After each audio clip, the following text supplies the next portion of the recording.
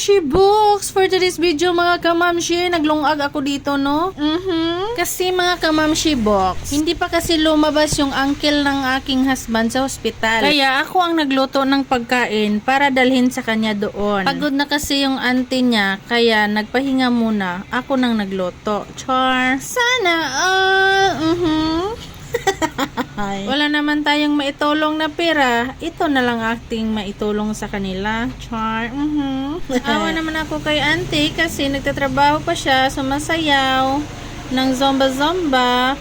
Pagdating, magluluto pa para dalhin doon sa kanyang husband. Kaya ako na lang nag-volunteer. Uy, pod. Sabi ko sa kanya, Tits, magpahinga ka na. Ako nang bahala dito sa iyong kusina. For the go!